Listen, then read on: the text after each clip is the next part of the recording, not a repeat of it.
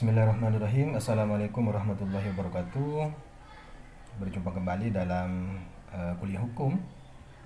Hari ini kita akan berbicara tentang hal penting, yaitu terkait dengan dasar-dasar hukum pidana. Setelah beberapa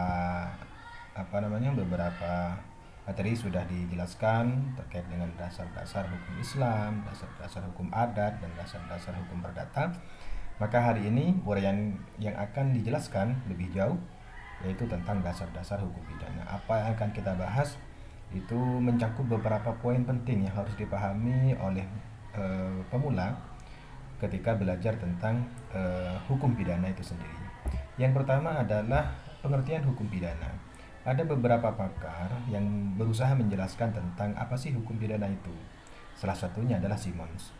Beliau menjelaskan bahwa hukum pidana itu adalah semua perintah dan larangan yang diadakan oleh negara dan diancam dengan hukuman atau pidana bagi barang siapa yang tidak mentaatinya. Kesemua aturan itu menentukan syarat-syarat bagi akibat hukum untuk menjatuhkan dan menjalankan pidana tersebut. Jadi hukum pidana itu, kalau kata Simons, itu isinya adalah hukum yang memuat perintah atau larangan. Siapa yang membuat hukum itu tidak lain adalah lembaga yang berwenang yang ditunjuk oleh negara itu sendiri. Ya. Selain isinya perintah dan larangan, di situ juga memuat tentang ancaman pidana atau hukuman bagi orang-orang yang tidak mentaati atau melanggar perintah dan larangan yang sudah dibuat oleh negara tersebut. Kemudian selanjutnya, Pompe menjelaskan bahwa hukum pidana itu adalah semua aturan hukum yang menentukan terhadap perbuatan-perbuatan apa yang seharusnya dijatuhi pidana dan apa sajakah macam-macam pidananya itu. Jadi semua peraturan yang menentukan perbuatan apa yang harus dijatuhi pidana itu diatur dalam hukum pidana. Termasuk juga sanksi pidananya apa saja. Jadi tidak boleh kemudian membuat sanksi di luar yang ditentukan oleh aturan hukum. Ya. Misalnya sanksinya adalah diberdirikan. Ya. Ternyata dalam hukum itu tidak memuat sanksi itu, atau sanksinya misalnya harus membayar hutang sekian juta dolar. Nah, namun ternyata dalam ketentuan hukum yang ada yang mengatur tentang perbuatan beserta sanksinya itu tidak ada sanksi yang sedemikian itu. Jadi semuanya harus tertuang dalam hukum pidana. Itu kalau menurut Pompe. Sementara menurut salah satu pakar hukum pidana Indonesia, yaitu Prof. Edi Hiarij, beliau menjelaskan bahwa hukum pidana itu adalah aturan hukum dari suatu negara yang berdaulat yang berisi perbuatan yang dilarang atau diperintahkan, disertai dengan ancaman pidana bagi siapa yang melanggar atau tidak memenuhi. Kemudian kapan dan dalam hal apa pidana itu dapat dijatuhkan, serta bagaimana pelaksanaan pidana tersebut yang keberlakuannya dipaksakan oleh negara. Jadi di sini ada dua poin penting ya ketika berbicara tentang hukum pidana. Jadi apa yang disampaikan oleh Prof. Edi Hiarij ini, ketika mendefinisikan hukum pidana, ini beliau mendefinisikannya dalam makna yang luas. Yaitu yang pertama adalah aturan hukum yang memuat perbuatan-perbuatan yang dilarang atau diperintahkan, yang disertai ancaman pidana bagi orang yang melanggar atau tidak mematuhi terhadap aturan hukum itu disebut sebagai hukum pidana material. Sementara pada poin berikutnya ialah kapan dan dalam hal apa pidana itu dapat dijatuhkan serta bagaimana pelaksanaan pidana itu yang keberlakuannya dipaksakan oleh negara. Ini adalah hukum pidana formil. Ya, hukum pidana formil dalam istilah yang lain itu disebut juga sebagai hukum acara pidana. Nah, apa yang akan kita pelajari dalam konteks hukum pidana kali ini, yaitu hukum pidana dalam arti yang material, yaitu hukum pidana yang memuat peraturan atau norma hukum yang mengatur tentang perbuatan-perbuatan apa yang dapat dipidana, siapa yang dapat dipidana, dan apa macam sanksi pidana yang dapat dijatuhkan. Jadi ini yang akan yang akan diuraikan ya terkait dengan hukum pidana material atau hukum pidana dalam arti sempit ya. Tadi dijelaskan bahwa hukum pidana dalam makna yang luas itu mencakup hukum pidana material dan hukum pidana formil, sementara dalam arti sempit itu hanya mencakup hukum pidana dalam arti material saja. Apa itu? Yaitu hukum atau peraturan ya yang berbicara atau mengatur tentang perbuatan apa yang dapat dipidana, siapa saja yang dapat dipidana, dan sanksinya terhadap pelaku itu apa ya yang bisa dijatuhkan. Kemudian selanjutnya sih, apa keistimewaan dari hukum pidana itu? Setidaknya ada dua yang menjadi keistimewaan dalam hukum pidana itu. Yang pertama adalah sebagai wujud perlindungan negara terhadap kepentingan masyarakat yang dilanggar. Jadi dengan adanya hukum pidana, maka kepentingan masyarakat yang dilanggar ini mendapatkan perlindungan dari negara. Jadi tidak lain hukum pidana itu memuat tentang perbuatan-perbuatan yang sebenarnya tidak boleh dilakukan oleh setiap warga negara yang terikat dengan hukum pidana itu. Misalnya, seseorang tidak boleh mencuri, karena kalau mencuri ada kepentingan masyarakat yang dilanggar, yaitu korban dari pencurian itu. Misalnya tasnya yang hilang dan lain sebagainya. Kalau dalam konteks yang ada di gambar ini, nenek-nenek menyeberang jalan, nah, itu yang dikawal polisi itu terkait dengan pelanggaran lalu lintas, ya kan? Jadi kenapa kemudian pentingnya adanya aturan pelanggaran lalu lintas atau undang-undang lalu lintas itu adalah untuk memenuhi atau untuk melindungi atau menjaga kepentingan masyarakat ketika berlalu lintas. Kemudian selanjutnya keistimewaan hukum pidana yang kedua adalah adanya perampasan hak atau kepentingan pihak yang melanggar. Jadi negara dengan adanya hukum pidana ini kemudian bisa melakukan tindakan lain, yaitu berupa perampasan hak atau kepentingan dari orang yang melanggar terhadap kepentingan masyarakat itu sendiri, ya kan? Misalnya korupsi, ya, ketika korupsi maka orang yang melakukan tindak pidana korupsi itu bisa saja kemudian dirampas harta dari hasil tindak pidana korupsinya, ya. Kemudian selanjutnya ialah tujuan hukum pidana. Ada 3 tujuan hukum pidana yang saya cantumkan di sini. Yang pertama, hukum pidana itu tujuannya adalah untuk mengatur masyarakat, melindungi hak dan kepentingannya. Jadi dengan adanya hukum pidana itu tujuannya adalah agar masyarakat itu menjadi terlindungi hak dan kepentingannya. Sebagaimana yang sudah saya contohkan tadi, masyarakat memiliki apa saja hak masyarakat yang perlu dilindungi, nanti akan dijabarkan lebih jauh pada poin berikutnya, ya kan? Kemudian yang kedua adalah menjatuhkan sanksi pada orang yang terbukti melanggar kepentingan masyarakat. Jadi orang yang terbukti, jadi di sini adanya hukum pidana itu tidak serta-merta kemudian pidana itu dijatuhkan, tapi melalui ada mekanisme yang harus dipenuhi atau yang harus dijalankan ketika terjadi pelanggaran hukum, ya, atau orang yang melanggar kepentingan masyarakat itu sendiri, ya. Nah, orang yang terbukti melanggar kepentingan masyarakat nanti di pengadilan, maka dia akan dijatuhi sanksi, ya. Sanksinya tentu tidak kemudian seenaknya diberikan oleh majelis hakim, tetapi sanksinya itu didasarkan kepada peraturan perundang-undangan yang mengatur tentang perbuatan yang melanggar kepentingan masyarakat itu. Misalnya mencuri, sanksinya misalnya disanksi dengan pidana penjara paling lama 4 tahun misalnya, ya kan? Kemudian yang ketiga adalah menjaga ketertiban dan keteraturan dalam masyarakat. Jadi dengan adanya hukum pidana itu, masyarakat diharapkan menjadi masyarakat yang tertib dan teratur. Jadi diharapkan tidak ada orang yang melanggar kepentingan masyarakat yang lain atau kepentingan orang lain. Tidak ada orang yang membuat kerusakan di masyarakat atau mengganggu, ya, kegiatan-kegiatan atau mengganggu aktivitas-aktivitas yang ada atau yang terjadi di tengah-tengah masyarakat, sehingga masyarakat menjadi tertib, ya, dan teratur. Nah, di sini yang saya katakan terkait dengan apa saja kepentingan hukum masyarakat yang harus dilindungi. Nah, kalau kita lihat dalam slide ini, maka ada banyak sekali kepentingan masyarakat itu. Masyarakat itu ya kita sendiri juga kan. Nah, tentu hukum pidana itu harus melindungi beberapa macam kepentingan ini. Misalnya jiwa atau nyawa harus terjamin mendapatkan perlindungan dari negara. Makanya kemudian ketika ada pembunuhan misalnya, maka orang yang membunuh dan terbukti melakukan pembunuhan itu, maka dia akan mendapatkan sanksi perlindungan terhadap badan atau fisik, ya kan? Melukai, menganiaya, itu contohnya. Itu juga diatur dalam ketentuan hukum pidana. Kemudian kehormatan, ya, nama baik, ya, kesusilaan, ya kan, yang terjadi di masyarakat, pelecehan, kekerasan, ya kan, itu adalah bagian dari pemerkosaan misalnya. Itu adalah bagian dari delik atau tindak pidana kesusilaan, yang itu bisa saja membuat orang itu menjadi trauma. Kemudian misalnya merampas kemerdekaan seseorang, ya, merampas kemerdekaan seseorang, ya.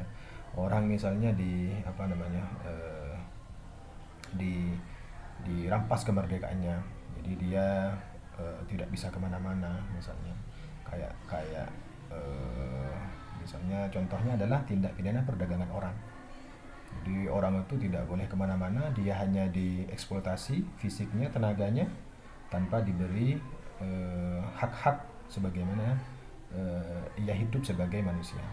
Kemudian harta bendanya tidak boleh dilanggar, dicuri atau diambil kecuali dengan sesuatu yang dibenarkan secara hukum. Ya, makanya pencurian itu perampokan, kemudian begal dan semacamnya itu dapat dikenai sanksi hukum sesuai dengan ketentuan hukum pidana. Nah, kemudian ada beberapa asas hukum pidana yang diatur dalam Kitab Undang-Undang Hukum Pidana sebagai buku induk dalam hukum pidana Indonesia. Yang pertama adalah asas legalitas, yang kedua adalah asas non-retroaktif, dan yang ketiga adalah asas generalis, dan yang keempat adalah asas spesialis. Ini beberapa asas, namun di luar asas-asas ini tentu ada banyak sekali asas-asas atau prinsip-prinsip hukum pidana yang diatur dalam Kitab Undang-Undang Hukum Pidana. Asas legalitas semboyannya adalah nullum delictum nulla pona sine praevia legi ponali, di mana berdasarkan asas ini seseorang itu tidak boleh dijatuhi sanksi pidana kecuali perbuatan yang dilakukan orang tersebut sudah ada ketentuan hukumnya sebelumnya. Jadi tidak boleh sembarang, ya kan, menjatuhkan pidana kepada orang yang sebenarnya perbuatan itu tidak ada norma hukumnya dalam undang-undang. Kemudian adalah asas non retroaktif, di mana undang-undang itu hanya berlaku ke depan dan tidak berlaku surut. Artinya perbuatan yang dilakukan oleh seseorang itu, ya kan, kemudian tidak boleh kemudian menghukum orang dengan undang-undang yang lahir kemudian. Misalnya dia melakukan tindak pidana di tahun 2000, kemudian undang-undangnya baru ada di tahun 2002 misalnya. Undang-undang itu oleh aparat penegak hukum digunakan untuk menghukum orang yang sudah melakukan tindak pidana di tahun 2000 itu. Jadi tidak boleh berlaku ke belakang atau berlaku surut. Jadi undang-undang itu harus berlaku ke depan. Kemudian selanjutnya adalah ada asas generalis yang menyatakan bahwa sumber hukum pidana tidak lain adalah undang-undang. Jadi karena hukum pidana itu adalah salah satu hukum yang bisa dikatakan sebagai hukum yang istimewa, karena dia memiliki daya paksa yang tinggi dibandingkan dengan hukum-hukum yang lain, maka harus ada yang namanya kepastian hukum agar orang itu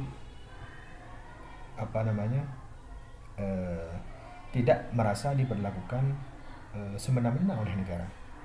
Sehingga adanya undang-undang itu adalah untuk menjamin bahwa setiap perbuatan-perbuatan yang diatur dalam undang-undang itu tidak boleh dilakukan oleh setiap warga negara. Karena kalau dilakukan, maka akan ada sanksi pidananya terhadap orang tersebut. Kemudian selanjutnya adalah ada asas spesialis dengan semboyannya lex specialis derogat lex generalis, di mana ketentuan peraturan perundang-undangan yang sifatnya khusus itu mengesampingkan ketentuan peraturan perundang-undangan yang sifatnya umum.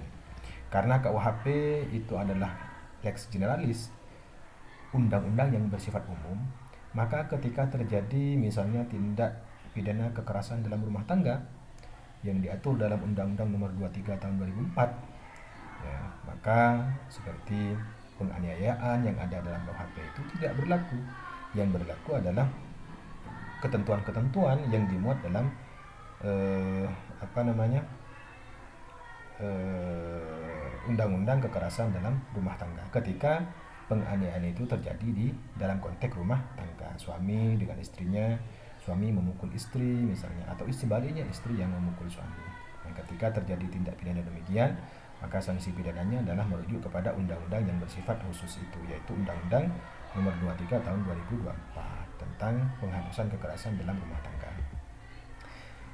Nah, seperti apa sistematika KUHP itu? Ini kalau kita rujuk dalam KUHP, kalau boleh dikatakan dengan bahasa saya adalah KUHP yang lama atau WVS ya, karena hari ini di awal tahun 2023 Indonesia sudah memiliki kitab undang-undang hukum pidana yang baru, yaitu Undang-Undang Nomor 1 Tahun 2023 yang keberlakuannya itu masih akan diberlakukan di awal tahun 2026.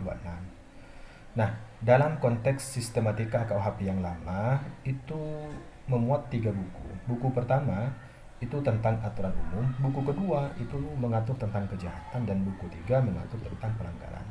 Jadi di sini dalam KUHP yang lama itu masih mengatur tentang klasifikasi delik ya, yaitu adanya kejahatan dan pelanggaran. Jadi ada perbedaan antara kejahatan dan pelanggaran. Nah, aturan umum itu dimuat dalam pasal 1 sampai pasal 103 KUHP. Sementara kejahatan itu dimuat dalam pasal 104 sampai pasal 488 KUHP. Dan yang terakhir terkait dengan buku 3 pelanggaran itu dimuat dalam pasal 489 sampai 569 KUHP. Sementara dalam KUHP yang baru itu sudah tidak mengenal klasifikasi delik lagi. Jadi tidak ada istilah kejahatan dan tidak ada istilah pelanggaran. Yang digunakan dalam KUHP yang baru atau dalam Undang-Undang Nomor 1 Tahun 2023 itu adalah tindak pidana. Jadi hanya terdiri dari 2 buku, buku 1 aturan umum dan buku 2 mengatur tentang tindak pidana. Itu dalam konteks KUHP yang baru ya, atau KUHP nasional, Undang-Undang Nomor 1 Tahun 2023. Nah, ada beberapa teori hukum pidana yang sering digunakan dalam mata kuliah hukum pidana. Yang pertama adalah ada teori mutlak, di mana penjatuhan sanksi pidana itu ini dianggap sebagai bentuk pembalasan terhadap kejahatan yang dilakukan. Jadi titik tekan dalam teori mutlak itu terletak kepada kejahatan itu sendiri atau terletak kepada perbuatan itu sendiri. Yang penting perbuatannya itu sudah memenuhi rumusan undang-undang atau norma hukum yang tertuang dalam hukum pidana, kitab undang-undang hukum pidana, maka terhadap orang itu sudah bisa dijatuhi pidana. Misalnya mencuri. Ketika perbuatan yang dilakukan oleh seseorang ini mengambil barang yang sebagian atau seluruhnya adalah milik orang lain, dia ambil ya, tujuannya adalah untuk dimilikinya, maka itu sudah memenuhi pasal ya, yang unsur yang termuat dalam pasal 362 tentang pencurian. Apakah ketika dia mengambil barang itu adalah untuk bertahan hidup ya, karena himpitan ekonomi dan lain sebagainya, atau karena dipaksa dan sebagainya, itu tidak menjadi dasar pertimbangan penjatuhan pidana. Jadi yang penting unsur dari perbuatan itu sudah memenuhi rumusan delik, maka itu sudah dapat dijatuhi pidana. Itu kalau berdasarkan mengacu kepada teori mutlak, karena dasarnya adalah pembalasan. Kemudian yang kedua adalah teori relatif. Dalam konteks teori relatif ini tujuannya adalah mendidik orang yang berbuat jahat agar menjadi baik. Jadi orang yang melakukan tindak pidana kemudian dihukum, nah dalam proses pemidanan itu dia dididik agar ketika keluar atau selesai menjalani pidananya, dia menjadi orang yang lebih baik dan diterima oleh masyarakat. Kemudian selanjutnya adalah teori gabungan. Apa yang dimaksud dengan teori gabungan? Yaitu hukuman yang dijatuhkan itu didasarkan kepada asas keadilan. Jadi tidak serta-merta kemudian membalas. Jadi misalnya dia mencuri mencuri buah. Ya. Kemudian dia mencuri sepeda motor. Nah, ini tentu tidak sama sanksi hukumannya. kalau didasarkan kepada asas yang disebut dengan asas keadilan. Kalau kemudian sama, yang penting sama-sama mencuri, ya, dengan ketentuan pasal 362 sama-sama mencuri, maka itu didasarkan kepada asas pembalasan, ya, bukan asas keadilan, ya kan?